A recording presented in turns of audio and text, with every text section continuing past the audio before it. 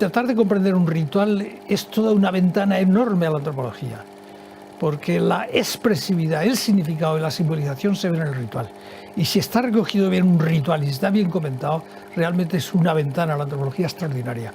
Y por eso mi interés en llevaros a todos estos sitios donde además se podía ver, palpar y tocar lo que estaba pasando. Y luego lo que sí pensé, sobre todo cuando fui por el Corpiño, que lo que tendría que hacer era hacer película. Pero claro, película en aquellos tiempos pues había solo de 8 y en blanco y negro. Y es estos que tengo aquí. Que esta es una que había entonces, que era de 8 y que después salió bien para Super 8. Y esto era muy complicado, porque duraba 1,5 minutos cada lado nada más. Entonces, a lo que se pasaba el 1,5 minutos, había que abrirla y naturalmente se velaba el principio y el final de lo que aquí había. Había que darle la vuelta, volverla a poner y mientras tanto, claro, la cosa había pasado, sobre todo si era un ritual o era una procesión. Es decir, que era inmensamente complicado, pero era lo único que yo podía hacer. Y entonces con esto comencé la película del Corpiño, porque era una cosa muy interesante y hay algunos trozos de película que son realmente de Buñuel, porque me salieron por pura casualidad.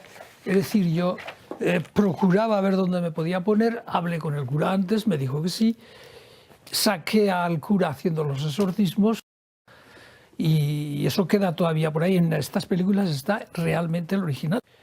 Como yo estuve, pues por lo menos estaría haciendo cosas de estas, oyendo al Corpiño después de haber iniciado. Estuve 9 años siguiendo los procesos, sobre todo los de los endemoniados, de los pacientes. Fui siguiendo las historias de vida y cosas de esas. Entonces, claro, tenía que volver y volvía 3 veces al año y me los encontraba otra vez allí. Entonces, claro, sabía dónde ponerme, dónde estar, qué hacer y cosas de esas, porque esto es fundamental en un ritual. Total que una de las veces yo decidí estar en el coro. Entonces con el coro estaba enfocando hacia abajo cuando salía la procesión. Y entonces era la parte más importante probablemente porque las señoras estas que estaban posesas, entre comillas, pues iban detrás de la peana, poniéndose debajo de la peana y tratando de coger a la Virgen, tocar el manto. Y el ruido que no sale, claro está, que hubiera sido extraordinario. Los chillidos, los gritos, la impresión que daba aquello, era terrible. Yo recuerdo que una vez que llevé a Ricardo para que se diera cuenta de cosas de estas, pues se quedó. Y cuando yo llevaba chicas, yo les decía, sobre todo a las primeras, decía, cuidado, que esto es muy impresionante. Y realmente había algunas que no podían y se salían de la iglesia, al ver cómo la gente se retorcía y chillaba y gritaba, echaba espuma por la boca y todo eso. Total, que me puse en el coro y entonces cogí a una señora que venía detrás de la imagen haciendo cosas y gritando, claro, el grito no se oye. Que no sé si has visto este trozo porque es realmente monumental.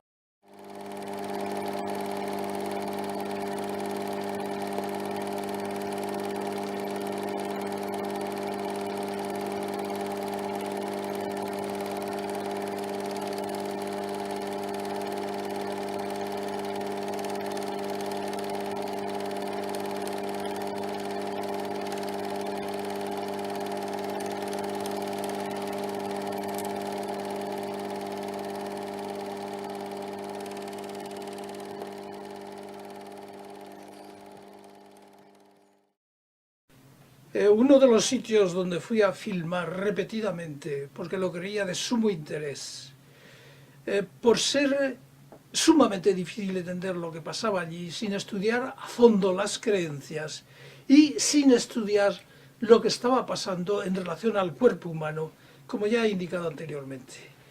Y ahí lo que traté de ver, o traté de filmar, para corroborar lo que estaba diciendo o escribiendo en el libro o en los 2 volúmenes que dediqué, trataba de indicar cómo el cuerpo, con sus gestos, con sus retorcimientos, con sus gritos, con sus andanzas de rodillas alrededor de la iglesia, con los pasos de la Virgen, la peana de la Virgen por encima de las cabezas de la gente, cómo estaban tratando de indicar algo que era fundamental para entender lo que estaba pasando.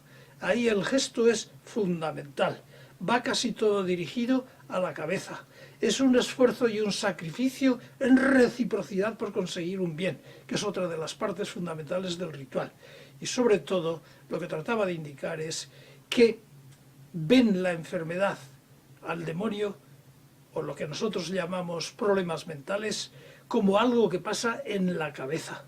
Y por eso es la insistencia que tengo en apuntar a esas dos condiciones que acabo de decir: la reciprocidad, el sacrificio por el otro, y sobre todo, qué es lo que está pasando en la cabeza, cómo los curas van poniendo lo que llaman ellos la reliquia en la cabeza de los enfermos, cómo el ritual que hace el sacerdote es todo el tiempo poniéndoles reliquias en la cabeza, tocando con sus manos la cabeza y bendiciendo la cabeza. Ahí es lo que quería indicar. También cuando pasan por hacer el ritual de la sacristía, lo que hacen es que la cabeza toque en la peana donde va la Virgen, o tocar la cabeza y tocar después al manto, o al revés, tocar el manto y después la cabeza. Esto es lo que vengo a explicar bastantes veces de distinta manera en el libro, en la obra sobre el corpiño, pero lo que lo quería era mostrar cómo ritualmente la incidencia provoca, exige que se dedique gran atención a especular qué es lo que está pasando allí, por qué hacen eso que ellos no se dan cuenta, pero sí que conviene en la explicación hermenéutica. El otro es bastante diferente.